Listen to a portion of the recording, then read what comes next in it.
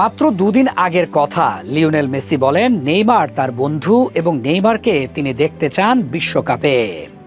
নেইমারের ব্যাপারে তিনি নিরপেক্ষ থাকতে পারবেন না, সরাসরি জানিয়ে দেন নেইমারকে বিশ্বকাপ স্কোয়াডে চাওয়া তার। মেসির যেন সেই চাওয়া এখন পূরণ হওয়ার পথে। নেইমারকে নিয়ে ব্রাজিল যাবে আমেরিকা, এটাই তো কোটি ভক্তের চাওয়া। সেই চাওয়া এড়িয়ে যেতে পারলেন না কার্লো আনচেলত্তিও।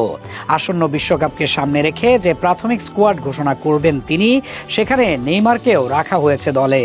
কার্লো আনচেলত্তির পরিকল্পনায় যে নেইমার এখনো গুরুত্বপূর্ণ নাম, সেটার ইঙ্গিত মিলেছে আগে ভাগে।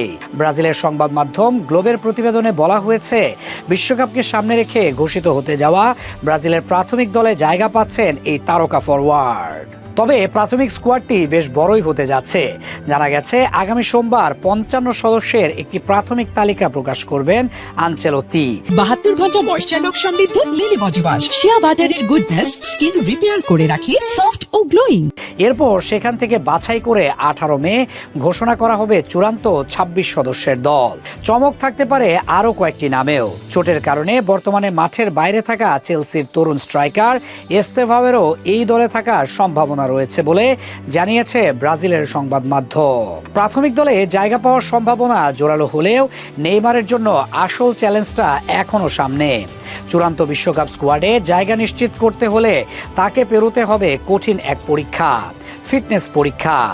দীর্ঘদিন ধরেই চোট আর মাঠের বাইরে থাকার কারণে ছন্দ হারিয়েছেন 34 বছর বয়সী এই ব্রাজিলিয়ান তারকা।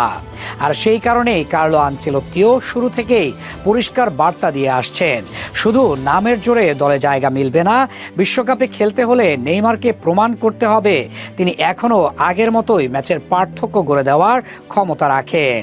কিন্তু তাতে লাভ কি? কোচ তো বলেই দিয়েছে, দলে ডাক পেতে হলে নিজেকে প্রমাণ করেই তবে আসতে হবে। সেটা অসুস্থ থাকার পরীক্ষা। কিছুদিন আগে এক সাক্ষাৎকারে আনচেলত্তি নেইমারকে নিয়ে নিজের ভাবনার কথাও জানান। ব্রাজিল কোচের ভাষায় নেইমার অসাধারণ প্রতিভাবান একজন ফুটবলার। সে এমন একজন খেলোয়াড় যে একাই ম্যাচের চিত্র বদলে দিতে পারে। তাই এটা স্বাভাবিক যে আমরা ভাববো সে আমাদের বিশ্বকাপ জেতাতে সাহায্য করতে পারে। তবে তাকে দেখাতে হবে সে এখনো সেই পর্যায়ের খেলোয়াড় আছে। আনচেলত্তির এই বক্তব্য থেকেই পরিষ্কার, ব্রাজিল দলে ফেরার দরজা নেইমারের জন্য পুরোপুরি বন্ধ নয়। কিন্তু সেই দরজা দিয়ে ঢুকতে হলে তাকে আবারও নিজের সেরা রূপে ফিরতে হবে। তবে শুধু পারফর্ম দিয়ে হলেই চলবে না, ফিরতে হবে ফিটনেস থেকে। কিন্তু সেই দরজা দিয়ে ঢুকতে হলে তাকে আবারও নিজের সেরা রূপে ফিরতে হবে। তবে শুধু পারফর্ম দিয়ে হলেই চলবে না, ফিরতে হবে ফিট থেকে।